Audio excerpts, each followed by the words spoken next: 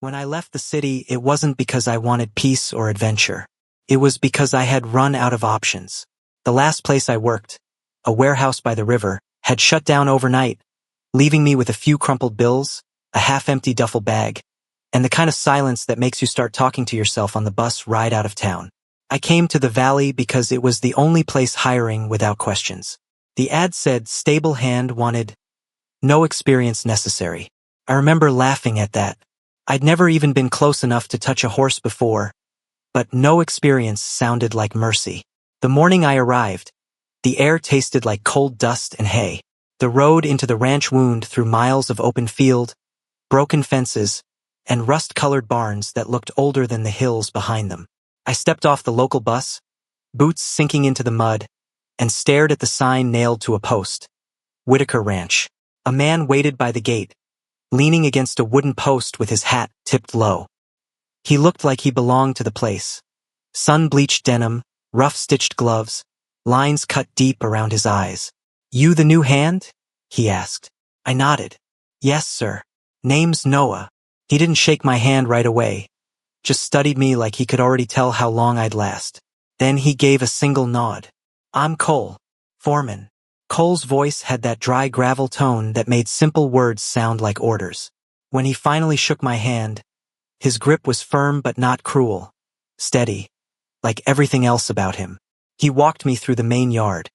Corrals on both sides, a water pump that squealed when it turned, rows of stables stretching farther than I'd expected. Horses snorted and stamped, their breath ghosting in the cold air. I could smell hay, leather, manure, and something metallic, sweat mixed with rain. "This isn't a city job," Cole said. "We start before dawn. Feed, brush, muck out, repeat. You work hard, you stay. You quit or slack, you're gone." "I can work," I said quickly, maybe too quickly. He gave a short, unreadable smile. "We'll see." By noon my arms felt like wet rope. The horses were massive, each with its own temper. Some nudged me for feed. Others rolled their eyes and turned away. The work was heavier than it looked. Hauling hay bales, filling water troughs, scraping stalls until my back screamed. When Cole passed by, he didn't speak much, just observed. Every once in a while, he corrected me with a calm word or a gesture. "Don't stand behind her. Hold the halter lower." He had that way of speaking that made me want to do better, even when I couldn't feel my fingers. The other ranch hands mostly kept to themselves. I caught their looks, some amused, some pitying. By the third day, blisters had opened across my palms. I wrapped them with duct tape, told myself it was fine. That evening, while I was still dragging a bale toward the end stall, I overheard two of them near the tackroom door. "Kid won't last the week," one said. "Cole's got patience, but not that much," the other replied. They didn't see me standing there, but the words hit anyway. Not that much patience. Dinner was quiet that night. The ranch cook, a woman named Maggie, served stew thick enough to stand a spoon in. Most of the hands ate quickly and left. I sat alone, staring at my bowl until it went cold.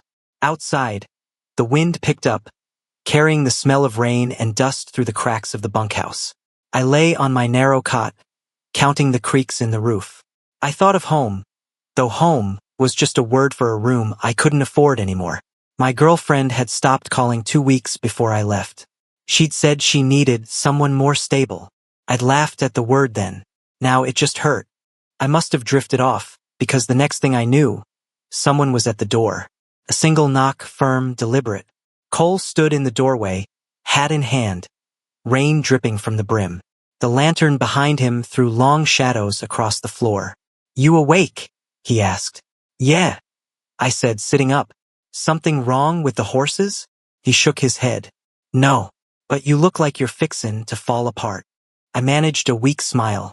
"Guess I'm not made for this kind of work." He stepped inside, the wood floor creaking under his boots. "You can learn, but you're wearing yourself out trying to prove you belong. That's not how this place works." His tone was almost gentle, but there was something else under it, something I couldn't read. "I heard the others talking," I admitted, "saying you'd fire me soon." Cole looked down, sighed through his nose. "They talk too much." He took a seat on the chair by the wall. You're green, that's true, but you've got heart. Trouble is, heart won't feed the horses when your hands give out. I rubbed my bandaged palms, feeling the sting. I can try harder. You already are. He leaned forward, elbows on his knees. Sometimes it's not about trying harder. It's about letting someone show you how to survive out here. The silence stretched. Outside, the rain started, tapping on the tin roof. I wasn't sure what he meant. Let someone show you. There was weight in his voice, the kind that made the air feel smaller. He finally said, quieter now. I could make things easier for you. You wouldn't have to do every chore alone. I could teach you the right way, look out for you. I frowned slightly. Why would you do that? He shrugged, eyes fixed on me. Because you look like you need someone to give you a chance.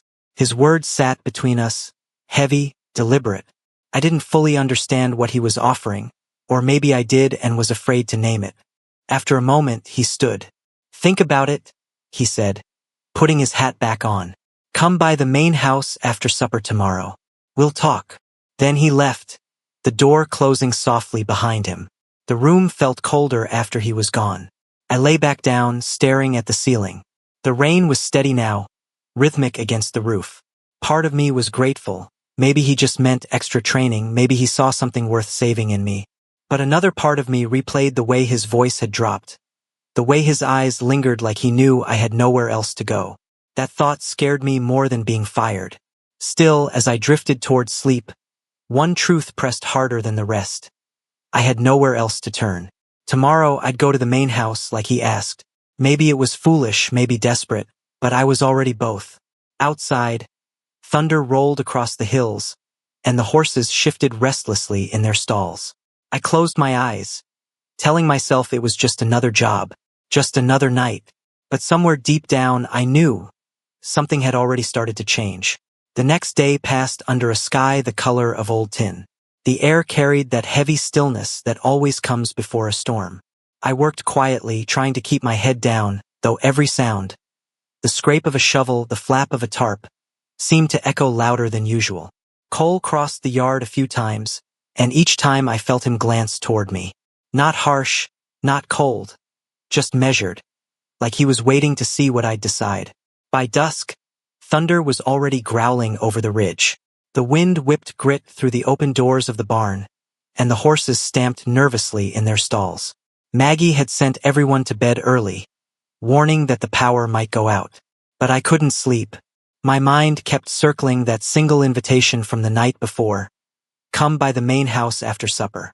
I told myself it was about work, that he wanted to teach me, maybe give me a chance to prove I could stay. That lie was the only thing keeping me brave enough to walk across the yard in the rain. The barn loomed ahead, lanterns flickering faintly through the cracks. When I pushed the door open, a rush of warm air met the chill, mixed scents of hay, leather, and oil. Somewhere in the back, I heard him humming low, like a man keeping time with the storm. Evening, I said, my voice thinner than I meant it to be. Cole looked up from where he was checking the latch on a stall door. Couldn't sleep either, huh? He smiled, small, tired, genuine, and motioned toward the room behind the tack shed. Come in out of the rain. The space was barely big enough for a bed, a stove, and a chair. An oil lamp burned on the table, throwing gold light across the walls. Outside, the wind hit the siding hard enough to rattle the nails. Storm'll get worse before morning, he said, hanging his coat on a nail. Best stay where it's dry. I hesitated by the doorway. I didn't mean to. If this isn't a good time. Relax, son, he interrupted, his voice gentle now. Ain't no harm in needing shelter. He poured coffee from an old enamel pot and handed me a cup. The heat bit my fingers. The smell was strong and bitter. I sat on the edge of the bed, dripping water onto the floorboards. The thunder cracked again, close enough to shake the lamp flame. We talked for a while, small things at first. How long he'd worked the ranch. How storms spooked the younger horses. His words were simple, easy, but his tone carried something quieter beneath. The kind of care you learn after years of solitude. After a while, the conversation faded into silence. The rain softened to a steady whisper. I realized how close we were sitting, the chair pulled near the bed, his knee almost brushing mine. Every sense seemed sharper in that narrow room. The faint creak of the floor, the smell of wet denim drying by the stove, the warmth of the lamp painting the lines of his face. I could feel my pulse climbing, unsure why. Fear, curiosity, exhaustion, they all blurred together until I couldn't tell which was which. Cole leaned forward slightly, elbows on his knees. "You've been fighting too hard since you got here," he said. "Like you're waiting for someone to throw you out." I swallowed. "That's what usually happens." He studied me for a long time. "Not this time. Not if you let someone help." The words hung there, heavy as the air before lightning. He reached out, not sudden, just a steady movement, and set a hand on my shoulder. His palm was rough, warm from the stove. I stiffened but didn't pull away. For a second, nothing happened. The wind howled outside, and the horses whinnied against the thunder. Inside, the silence grew until it filled the whole room. Then he spoke, barely above a whisper.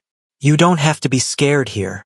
I wasn't sure what scared me more, the touch, or how much I wanted to trust it.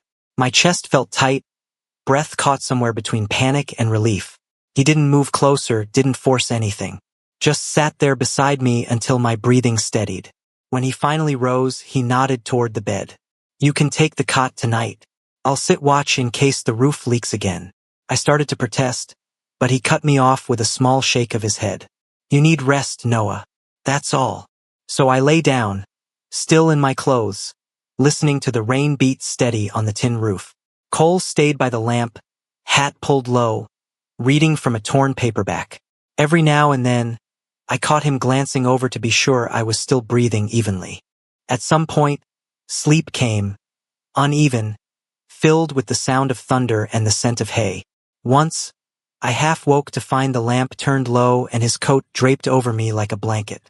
I didn't know if he'd done it while I slept or if I'd imagined it. When morning light broke through the cracks, the storm had passed. Mist clung to the pastures, silver and soft. Cole was gone, but the coffee pot still steamed on the stove. I sat up slowly, trying to piece together the night. Nothing had happened, not really, and yet something had shifted inside me. For the first time in months, maybe years, I'd slept without dreams of falling. The warmth of that small room lingered in my skin, and the memory of his voice, quiet, certain, stayed with me long after the thunder was gone. I felt guilty for how safe I'd felt, guilty for the comfort. But as I stepped outside and saw the horses grazing calmly beneath the pale sun, a strange thought came over me. Maybe safety didn't always look the way I'd been taught. Maybe it sounded like rain on tin and a steady voice in the dark saying, "You don't have to be scared here." Morning light poured through the barn slats like thin ribbons of gold. The storm had washed everything clean. The air sharp, the dirt dark and shining. When I stepped outside, the world smelled of wet grass and wood smoke, and for the first time in days, the silence didn't feel heavy. Cole was already in the yard, tightening the fence line. He looked the same as always, steady, composed, unreadable. If he remembered the night before, he didn't show it. "Grab a rake," he said when he saw me. "We'll get the stalls turned before breakfast." No mention of the lamplit room, the storm, the way he'd covered me with his coat. Just work like always. Part of me was relieved. The other part wasn't sure what it wanted. By mid-morning the rhythm came easier. Where before I'd stumble with the halters and spill feed, my hands now seemed to know what to do. Cole stayed close but not hovering, showing small tricks. How to calm a restless mare, how to read the twitch of a tail before a kick, how to whistle in a tone horses trust. He spoke little, but when he did, his words landed like instructions I'd been waiting my whole life to hear.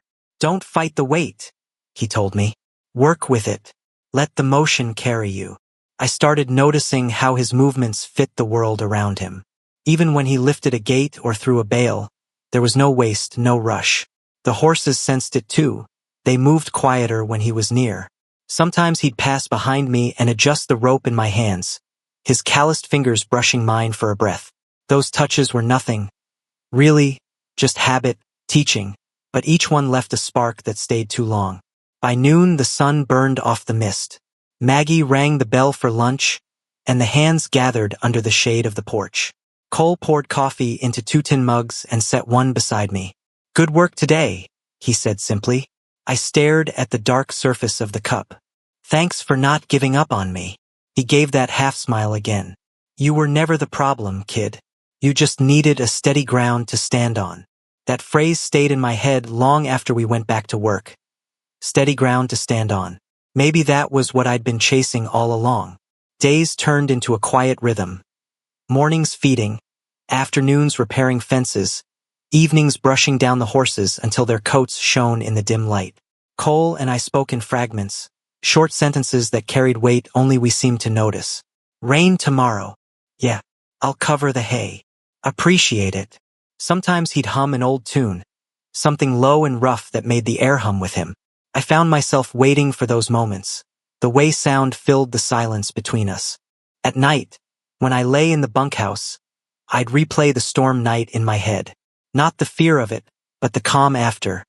The steady sound of rain, his voice telling me I was safe. It wasn't an attraction I recognized then, at least not the kind I'd known before. It was something quieter, something that felt like belonging. And yet, each time the thought came, guilt followed close behind. One evening I sat by the fence, watching the sky go orange over the hills. The city felt a lifetime away, but my phone still held the last text from my girlfriend. "Hope you find what you're looking for." That was months ago. I'd replied once, maybe twice. She hadn't answered. I told myself it didn't matter, that we'd both moved on. But sometimes I'd stare at that blank screen and wonder if I changed so much she wouldn't know me now. Cole found me there, boots crunching over the gravel. "Daydreaming or homesick?" he asked. "Maybe both," I said. He leaned on the post beside me. "Homesickness fades faster when you've got work to do, and daydreaming don't fix a fence." I laughed and he smiled small, approving. We stood there as the first stars appeared, the air cooling fast. When he finally walked back toward the barn, I caught myself watching the way his shoulders moved under his shirt, steady as the rhythm of the ranch itself. That startled me more than anything he'd ever said. As the week passed, something subtle changed. The other hands treated me different. Not friendly exactly, but with less mockery. Cole must have said something. Or maybe they saw how the chores that used to bury me now fell into place. But the easier the work got, the harder my heart seemed to rest. I caught myself listening for his boots before dawn, knowing the sound of his stride. I noticed the way he rolled his sleeves just once and left them there, arms dusted with hay, veins like cords of rope. It wasn't lust, not at first. It was admiration, the kind that unsettles you because it doesn't ask permission to exist. At night, when I closed my eyes, his voice crept into my thoughts. The calm, the patience. The way he'd said, "You don't have to be scared here." I'd never realized how long I'd lived scared until then. One afternoon, the clouds gathered again, soft gray over the ridge. Cole sent the other men home early but asked me to stay. "We'll tie the covers before the rain hits," he said. "Could use the extra hands." We worked side by side, securing tarps over feed piles, wind snapping around us. Rain began to spit down, and by the time the last rope was tied, both of us were soaked. He laughed. A deep, rough sound I'd never heard from him before. "Hell of a job for city boys," he said. I laughed too, wiping mud from my face. "Guess I'm getting better." He nodded, serious again but softer. "Yeah, you are." For a second, his hand rested on my shoulder. Steady, warm, anchoring me against the wind. It was nothing, a moment, yet it lingered long after we went inside. That night, lying in the dark, I thought about how easily he filled every quiet space in my head. The guilt didn't vanish. It twisted deeper, heavier. I told myself it was wrong, that I was confusing gratitude with something else. But when I closed my eyes, I saw him the way the lamplight had painted him that stormy night, calm, grounded, real. The truth was simple and impossible all at once. The ranch was no longer just a job. It was where I'd begun to feel alive again. And Cole was the reason. I rolled onto my back, listening to the wind in the rafters. Part of me wished I could leave before it went any further. The other part wished the morning would never come, just so I could stay in that strange, safe darkness a little longer. When dawn finally broke, I was already awake. Through the window, I could see him crossing the yard toward the barn, a faint line of breath rising in the cold. Same stride, same quiet certainty. And I realized, with a weight that both frightened and steadied me, that I didn't just want to be near him because he'd saved my job. I wanted to understand the man who'd done it. The man who'd given me a place to stand when the world had none to offer. The work was easier now. But my heart had never felt heavier. By the end of that week, the sky had been building toward something. The wind carried that copper smell that meant rain wasn't far, and the horses felt it before we did, ears flicking, muscles twitching, hooves pawing the ground. Cole stood by the open barn door, watching the horizon darken to a bruise-colored line. "Another one," he said quietly. "Storm'll hit before midnight." I tried to laugh. "Guess I'll finally learn how to keep the roof from leaking." He gave a small smile. "Stick with me, you'll manage." When the first crack of thunder rolled through the valley, we were still outside tying the tarps. Rain came hard and fast, cutting the air into needles. The feed sacks went slick in our hands, ropes biting deep into our palms as we fought the wind. Lightning flared, white for an instant, and every horse in the corral jerked against the rails. "Get the bays inside," Cole shouted over the noise. We moved as one without needing words. He swung open the gates, and I drove the frightened animals toward the stalls while he latched each door behind them. By the time the last horse was in, my shirt clung to my skin, heavy as a second hide. The barn lights flickered, sputtered, then steadied again on generator power. When the doors slammed shut, the storm sounded farther away but somehow louder too, like the sky itself was breathing around us. Cole pushed the wet hair from his forehead and looked at me, rain streaming off his jawline. "Good work," he said, almost a whisper. I couldn't tell if it was the thunder or my own pulse I heard next. We stayed with the horses until they calmed, speaking to them in low voices. He moved down the line of stalls, hand trailing over each flank, murmuring things I couldn't quite make out. Old ranch words, half prayer, half habit. I found myself imitating his rhythm, softening my tone, and to my surprise the animals stilled. When he finally straightened, the storm had quieted to a steady downpour. "Nothing left to do till morning," he said. He glanced toward the tackroom door, the same small space where the lamp had burned that first night. "Roof still leaks in there," he added. "But it's dry enough for two." I hesitated, though not out of fear this time. It was the kind of pause that comes when you already know your answer. He saw the uncertainty on my face and said gently, "You need rest, Noah. That's all." I nodded. "Yeah, rest." Inside, the lamp cast a trembling circle of light. Cole pulled off his soaked jacket and hung it by the stove. Steam rose from the fabric, the room filled with the smell of wet leather and smoke. He handed me a towel, and I caught the faint tremor in my hands as I took it. "Sit," he said, motioning toward the cot. "You look like you've been through a war." I sat. My legs felt hollow.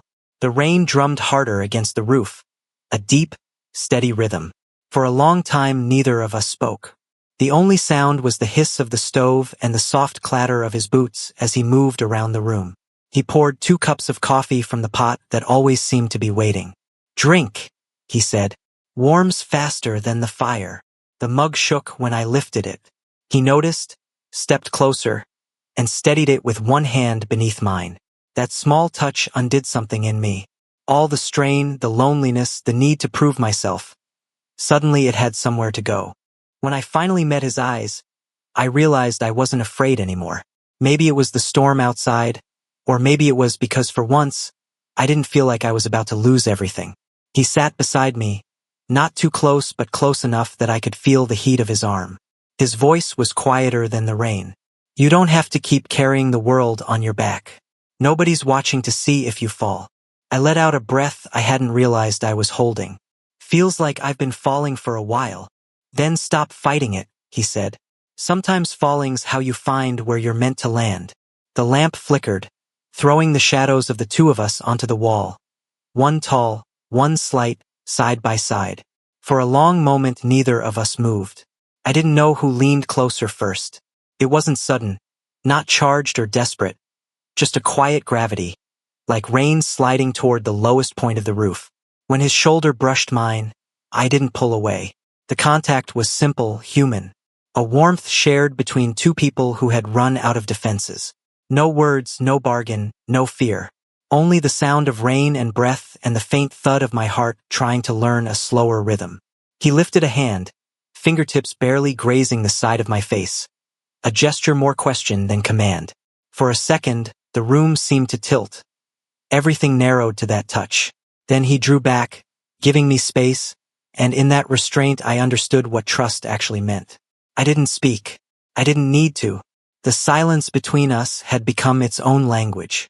Later, when the storm eased, the lamp burned low and the air grew cool again. Cole had drifted to sleep in the chair, hat tilted forward, arms crossed. I lay under his coat, listening to the faint rasp of his breathing. Something inside me felt unknotted, like the guilt and confusion had loosened their grip, leaving a softer ache in their place. I thought about the city, about the girl who'd stopped calling, about all the noise I used to fill my days with so I wouldn't feel empty. And I realized what had really been missing wasn't romance or excitement. It was care. Someone noticing the tremble in your hands and steadying the cup instead of asking why it's shaking. The shame that had followed me for weeks began to change shape. Not disappearing, but becoming something I could hold without fear. Outside, the last drops of rain slid from the eaves.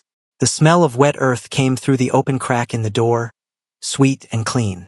I turned toward the chair where Cole slept, the lamp glow tracing the edge of his jaw. There was no transaction in this, no confusion of power or debt.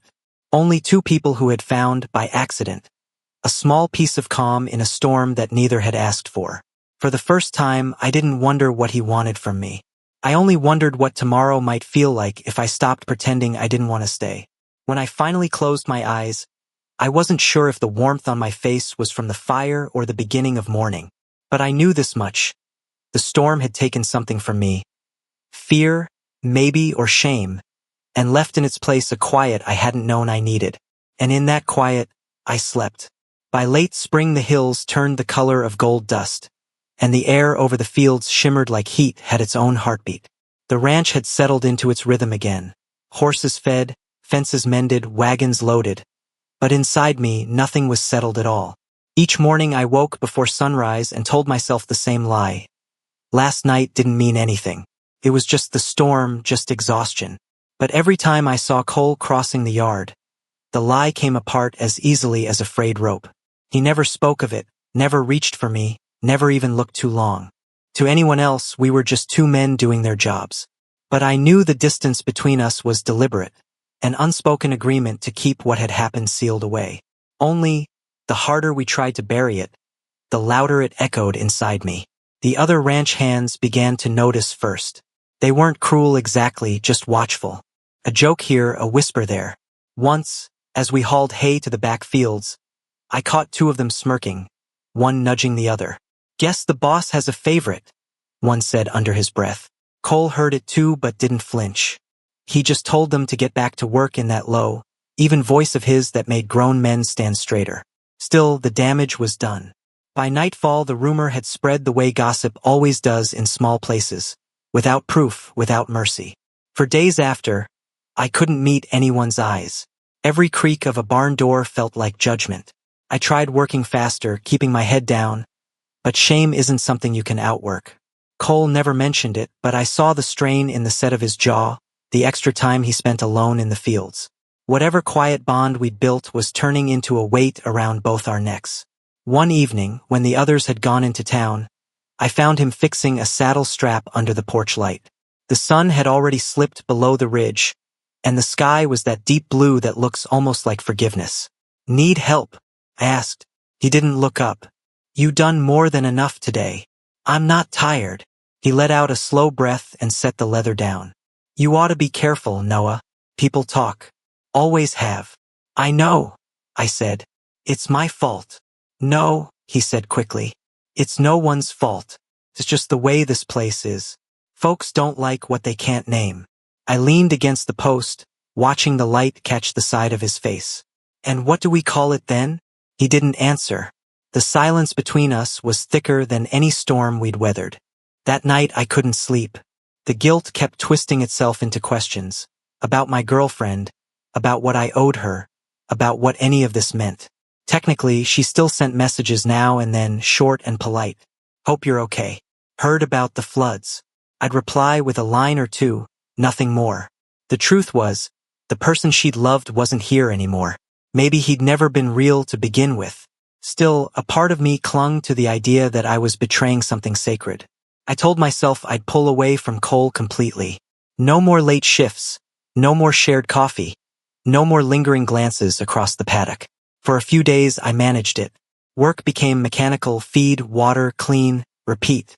But the ranch felt wrong without his presence beside me, like music missing its rhythm. Cole didn't push. He kept his distance too, though I'd catch him watching me sometimes, that same quiet concern hiding under the brim of his hat. The break didn't last. A week later, another evening storm crept over the valley. The rain came soft this time, like it didn't want to wake the earth. I was closing the barn doors when I heard his voice behind me. Still working. I turned. He stood there in the half-dark, coat slung over one shoulder, hair damp with mist. Couldn't sleep, I said. Thought I'd check the feed. He nodded, stepping inside. You always did have trouble letting go of a day. I smiled without meaning to. And you never did know when to leave me be. That earned the smallest laugh from him.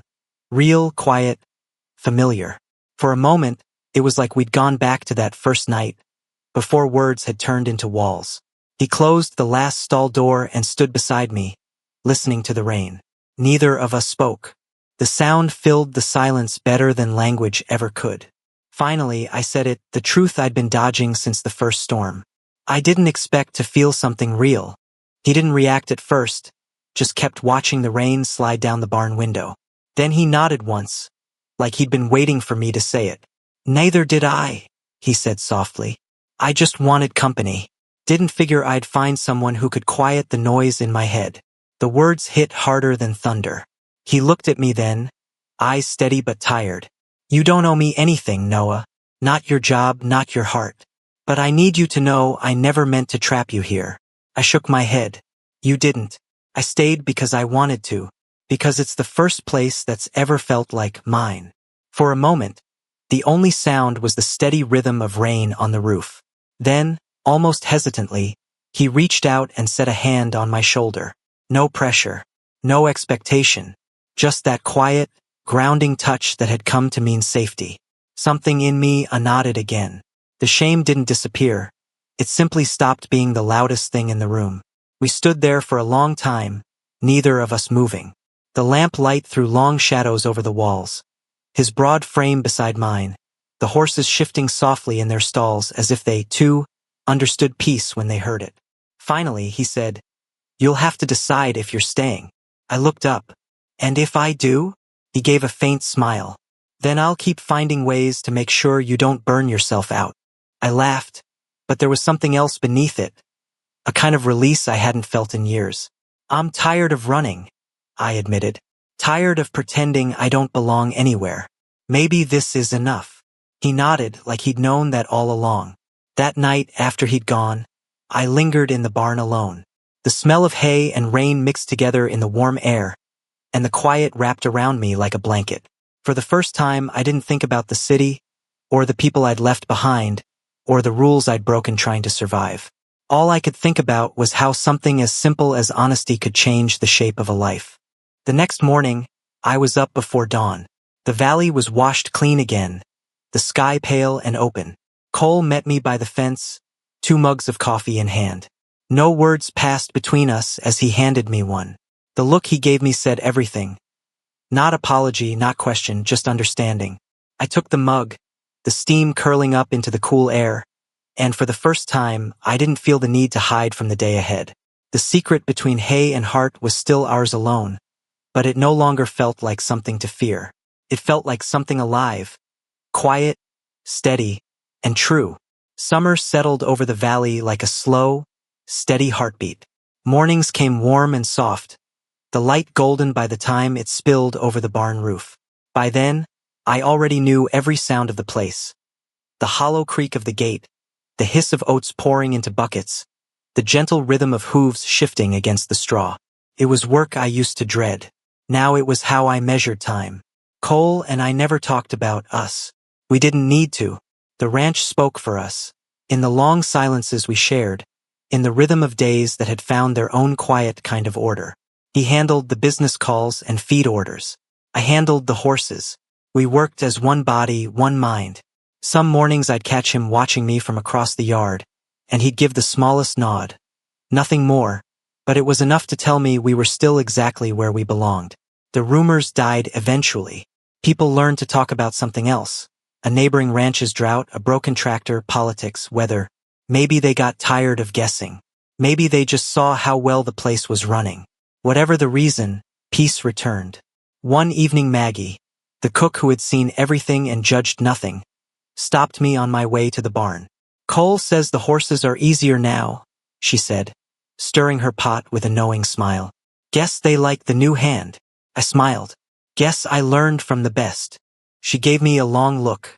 "You learned more than how to feed horses, honey. You learned how to stay." Her words followed me all the way to the paddock. Maybe that's what this whole journey had been about. Not escaping, not surviving, but staying. By the time August came, I knew the land like it was an old song. I could tell which horse would spook at thunder and which one would sleep through it. I could mend a saddle without asking for help. Even Cole had started handing me the lead when new animals arrived, stepping back to watch like a teacher proud of a student who'd outgrown the lessons.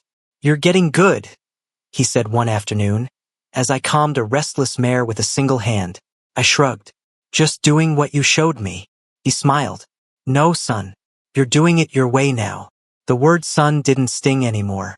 It didn't mean distance or hierarchy. It meant care, the kind that didn't need labels. I looked at him and realized something simple but profound. I'd stopped being afraid of what people called things. We shared a small house now, the old foreman's quarters near the ridge, half hidden by cottonwoods. It wasn't fancy. 2 rooms, 1 stove, a porch that leaned a little too much to one side. But it was home. Every evening after chores, we'd sit out there with coffee, watching the horses graze as the sun folded itself into the hills. Sometimes we talked about work. Sometimes we didn't talk at all. I used to think love had to be loud, made of declarations and promises shouted into the night. But this was different.